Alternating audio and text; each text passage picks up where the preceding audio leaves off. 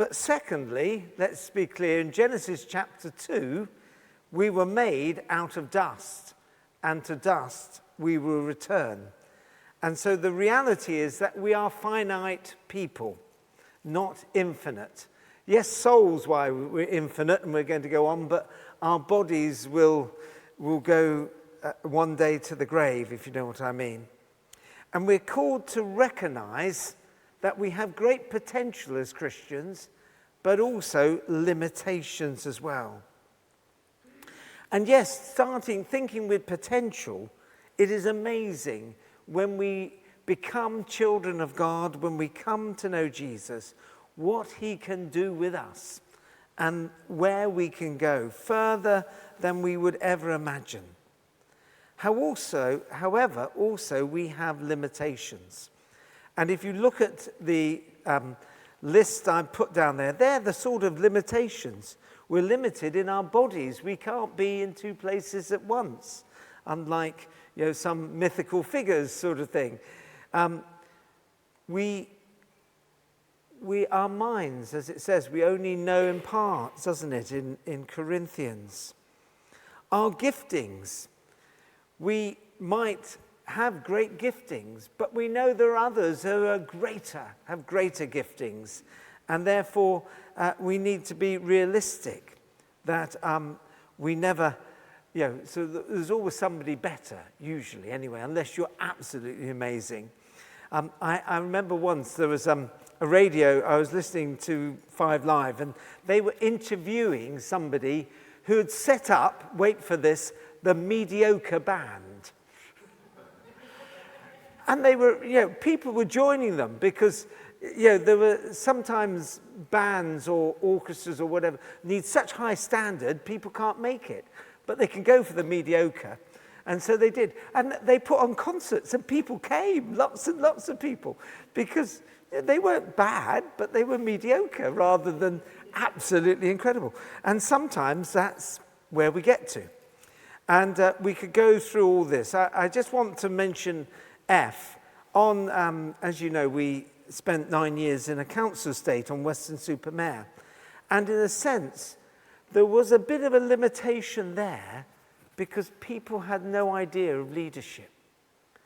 They were always being led. They were always the busman or the dustman or the worked in a factory or whatever, and they often did not lead at all. And therefore, leadership was a bit few and far between. So that brought limitations even when they came to Jesus. But God calls us, doesn't he, to follow him. Jesus says, follow me. Don't look at others. Accept God's call on our souls, on us. I said we need to know that we find God not only in our potential, but also in our limitations. Yes, God does transform us, but we all have limitations, and we all share one limitation, and that is we only have 24 hours in each day. Unless somebody can tell me differently, that they've managed to expand time or something, that is completely true. And every day, we have thousands of choices of whatever that we could do and we might want to do. But we need to learn to say no. And we're called to live deliberate, or I could say intentional, lives. And it's easy to miss important things. Listen to these quotes of John Mark Comer. He says this: somehow you started a business but ended a marriage. You got your kids to their dream colleges but never taught them the way of Jesus. You got letters after your name but learned the hard way that intelligence is not the same as wisdom. You made a lot of money but never grew rich in the things that matter most, which ironically aren't things at all. You watched all 14 seasons of whatever, Shetland or whatever. but never learn to love prayer. I thought that was quite telling, that sometimes there are things we do, we use our time, but actually we probably waste a lot of time. Most of us waste copious amounts of time. Do you know the average male under 21, this is the average, playing video games, anybody think how many hours it might equal? 7. Sorry? 7 a week. No, this is in total. Total, no. How many hours would... I was thinking in a day. In a day. Well, I'll tell you, this is, until before they're 21, they do 10,000 hours of playing video games. That is what it is in America anyway. And do you know if you read, do you know the average speed for reading is 200 to 400 words a minute? It means that if you read, you could, in 417 hours, you can read 200 books, average books, in a year. How many of us do that? Virtually none of us, I'm positive. And that equals only just over an hour a day reading. But the problem is that if you're a keen reader, that's great. But the problem is most of us spend 705 hours on social media and 2,737 and a half hours on watching the television. Well, that's pretty lots of use of our time, isn't it? And John Mark Comer says, if reading is important, how much more true is our lives with the living God? For example, say you go on a bus or a train to work, 20 minutes or half an hour on a train, you could spend that time committing family and friends to God, praying for them. If you spent one less hour watching the television every day and you went just before bed, you spent an hour there, do you know that in 6 months you could read the whole Bible? Interesting, isn't it? Ephesians 5 verse 15 says, "Look carefully then how you walk, not as unwise men, but as wise, making the most of the time, because the days are evil." And it has here this idea from Ephesians 5:15 of us being called to redeem the time. Every day is a precious gift. And the challenge to us is, how do we live our lives intentionally? How do we slow down, simplify, and live deliberately in the middle of our fast world, where time is getting quicker and quicker? And the answer is, of course, we are called to follow Jesus. I don't know if there was one religious assembly where the headmaster decided that he would give a different sort of illustration, actually a sort of frivolous illustration, because always there was one answer normally. And so he said, what's a small animal, climbs up tree, hides nuts in the winter, and has a bushy tail? And one child put their hands up and said, "I know the answer is supposed to be Jesus, but that sounds like a squirrel." So what's the way of Jesus? What does the way of Jesus has to say to us, to the epidemic of hurry? Well, we learnt a couple of weeks ago that Jesus acted as a rabbi, didn't he, when he appeared on the scene. And a rabbi had a yoke. I don't literally mean the agrarian farming yoke that he carried around. What it meant in rabbinic circles was he had a way of reading the law, the Torah. He had a set of teachings on how to be human, way to shoulder life's challenges, whether it was marriage, prayer, divorce, money, sex, conflict resolution, government, and other things as well. So Jesus himself had a yoke. And he says, doesn't he, in Matthew's gospel, that his yoke is easy. But let's be clear, it doesn't mean it is nothing, and it doesn't mean that it isn't work, because a yoke is an agrarian illustration, isn't it, from a farming society, where would mean that if you use a yoke, the two cattle who are pulling the yoke are working. So there's still work to be done. So that's the first thing. Jesus had a yoke as a rabbi. And secondly, he had apprentices. The word in Hebrew is talmidim, and it basically means apprentice or disciple. And we are called to be one of Jesus' disciples, apprentices, to organize our lives around him. And we should have 3 basic goals. 1, to be with Jesus. Secondly, to become like Jesus. And thirdly, to do what he would do if he were us, if he were you. The aim of Christian apprenticeships is to model life after Jesus. And of course, Jesus calls us to live life to the full. He calls us to live life to the full. And I want us just to think about when he says the word salvation, which in Greek is soteria. And it can mean healing as well as salvation. And in a sense, salvation is healing. It's healing us back to God. When the Greek, the English salvation comes from the Latin salve, and it means to heal or to a wound.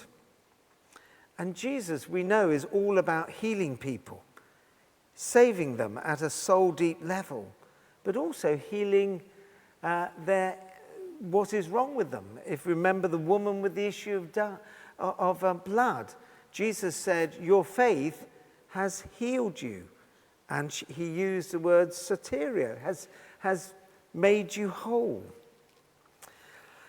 Let's have a look now at if you turn in your Bibles, and I assume the Matthew reading is 976, is it? Matthew 11:25. I think I've got a slightly different NIV. And I want us just to hear this text read in a number of different versions. And I'm first going to just read 28 to 30 again. So 977? 76. So 977. So Matthew 11:28 to 30. So come to me, all you who are weary and burdened, and I will give you rest. Take my yoke upon you and learn from me, for I am gentle and humble in heart, and you will find rest for your souls. For my yoke is easy and my burden is light. I'm going to read that from a slightly older version, from the RSV now, just to see, and just keep looking at it in the NIV, because you'll see the difference. But just let the words speak to you as well. Come to me, all who labor and are heavy laden, and I will give you rest. Take my yoke upon you and learn from me, for I am gentle and lowly in heart, and you will find rest for your souls. For my yoke is easy and my burden is light. And I'm going to finally read it from a very modern source, from the Message, and this is going to be a bit different now. So this is the Message version. Are you tired, worn out, burned out on religion? Come to me. Get away with me and you'll recover your life. I'll show you how to take a real rest. Walk with me and work with me. Watch how I do it. Learn the unforced rhythms of grace. I think that's worth repeating. Learn the unforced rhythms of grace. I won't lay anything heavy or ill-fitting on you. Keep company with me, and you'll learn to live freely and lightly. Bit different, but the same sort of sentiment, isn't it? And very powerful. And let's be clear, we're all in danger in this society of burnout. And a writer to, and this is some quotes about burnout. And this is his quotes from his book. I think I'm a follower of Jesus, as far as I can tell. This is about people who just, the quotes they've said. But honestly, I'm tired. I'm worn out. I live with a low-grade fatigue that rarely goes away. And then somebody said, and honestly, I'm a little burned out on religion. What gives? Am I missing something? And sometimes I think we need to, we need to ask ourselves, are we carrying burdens that we should not be carrying?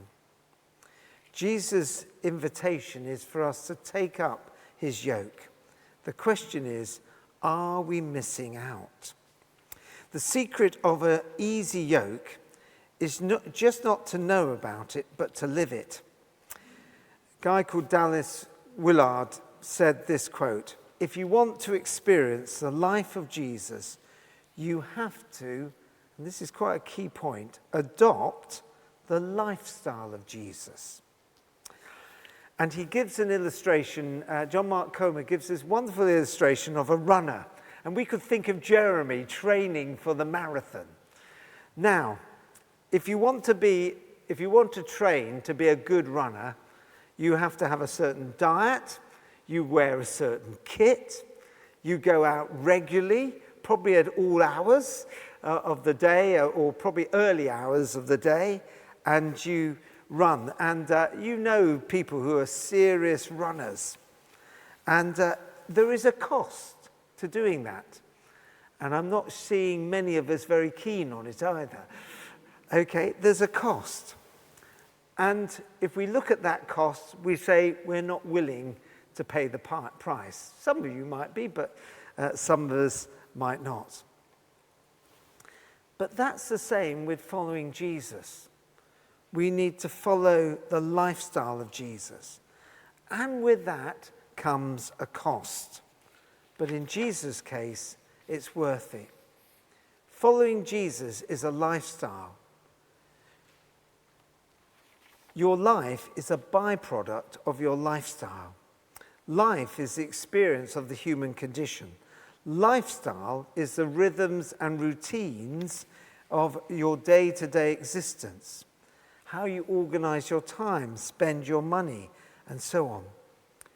And in business literature, there's a quote, every system is perfectly designed to get the results it gets. So if you find that the results you're getting are lousy, then there's something wrong with your system, okay? It's out of kilter, or as John Mark Comer says, whack. I don't quite get that, but anyway. And somebody once said, the definition of insanity is doing the same thing over and over again and expecting a different result. Okay? The problem is we do that. Sometimes we don't change. The key is to adopt the Jesus lifestyle. Rest for our souls. Yoke, as I said earlier, is a farming example. It's about work, not rest. A commentator on Matthew, Fred Dale Bruner, says this about about 80. Ooh, is it there? Yeah. Yes, he says this. He says a yoke is a work instrument. Thus, when Jesus offers yoke, he offers what we might think tired workers need least. They need a mattress or a vacation, not a yoke. But Jesus realizes that the most restful gift he can give the tired is a new way to carry life, a fresh way to bear responsibilities. Realism sees that life is a succession of burdens. We cannot get away from them. Thus, instead of offering escape, Jesus offers equipment. Jesus means that obedience to his Sermon on the Mount, his yoke, will keep us in a balance and a way of carrying life that will give us more rest than the way we have been living. We are invited to that lifestyle. That is what Jesus wants us to do. An easy life is a myth. We live in an emotional and even spiritual, tough life at times. There is fallenness, there's pain. There are addictions in life, not just drugs, illegal or legal, but eating can be an addiction, dieting can be addiction, exercise can be addiction, work, porn, sex, travel or shopping, social media, and even church. And an addiction is something that gives you a dopamine hit. And you run to it to escape. But Jesus doesn't offer us escape. He offers us equipment. And John Mark Comer says this: an easy life isn't an option. An easy yoke is. And so what he's calling us to do is to have a rule of life in how we lead our lives.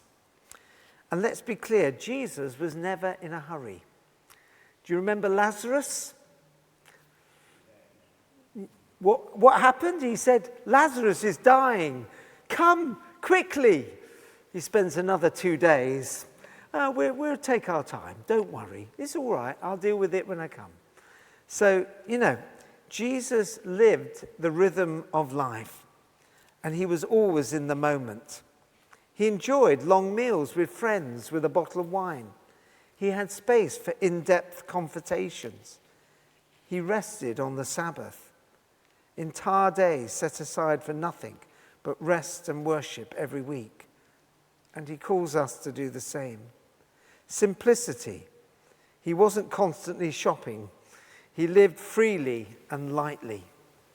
Jesus displayed an unhurried life. Yes, he was fully committed to God the Father and to the kingdom of God. But it was no to countless other invitations. And the question I want to ask you is, how would Jesus live if he were you or me? How would he live? And perhaps the thing is that Jesus would want us to slow down, to have a rule of life. On social media, somebody put this up and said, you achieve inner peace when your schedule aligns with your values. And although that wasn't a Christian quote, it might well fit with us, because we need to have a greater fixture in our schedule. Basically, he was saying, they were suggesting on social media that you write up the ideal day or week or month on a blank calendar, that you put in your life, you set it out, your spiritual disciplines if you're a Christian, that you perhaps have the Sabbath, when you pray, fast, celebrate, read the Bible, so on, have a quiet time. Your times of sleep, your times of exercise, work, play, reading. Actually, John Mark Comer said that was very strange that somebody had suggested this, as if it was a brand new idea. Actually, the monks have been doing it for years In fact, probably about 1800 years, if you think about the Desert Fathers and so on. But the point is, a rhythm of life, a rule of life, is actually prevents us getting sucked in to the hurry and the busyness and the noise and distraction of regular life. And the key is what Jesus says is abiding. And I'm now going to give you a wine example. As you know, I like wine. And think of a really good wine you've tasted. Don't tell me what it is, but just think of that. You taste a great wine. But what's underneath? What is the reason that wine is really good? Well, there are a number of reasons. It might be the soil, it might be the position on the vineyard, and so on. But we know a key thing to a vine growing and thriving and having grapes, for example, is a trellis. It needs structure. If you just leave a vine without any trellis, without anywhere to grow along and grow up and go along, if you just let it sort of just go like that, then it won't bear the fruit and it doesn't grow well. And in the end, it withers and dies. And the rule of life is like that trellis. That's the picture I want you to take away. And if you think of John 15, what does Jesus say? Abide in me and I in you. And the trellis is all about abiding in Jesus. So the structure, that trellis, is central to the pursuit of our spiritual lives. Following Jesus has to make it into your schedule and practice, or it will never happen. Apprenticeship would remain an idea, not a reality in your life. The problem is sometimes people think, well, I'm just too busy to follow Jesus. And sometimes people say, no, I haven't got any time. I'm in school. I've got a demanding job. I've got little kids. I'm training for the marathon. I'm not an introvert like you. All good excuses. But ask the question, are you really too busy to include God in your life? For example, how much time do you spend watching TV, looking at your mobile phone, shopping, online, or on social media? Most of us, if not all of us, have enough time to work with, even in a busy time of life. Seek first the kingdom of God, not the kingdom of entertainment. If you're too busy for God, then you're too busy. Stop. Realign your life. The key is relationship. Practice of Jesus, the practice of being with Jesus is about a relationship. We get out what we put in. Now, I'm not talking about something legalistic, but do we not have that ache to be with God? Isn't it to have that life that we've always wanted, we actually ache for? And it's only found when we walk shoulder to shoulder with Jesus. So my question is, are you ready to construct your vine? Are you able and are you willing to take the challenge to rearrange your day so that Jesus' life and lifestyle becomes the new normal? That's the challenge of tonight. And we're just going to spend a few minutes. I wondered if we could get into 2s or 3s or 4s and just pray about that. And by having a rule of life, it means, do we have a structure in our life that deliberately includes God in our lives?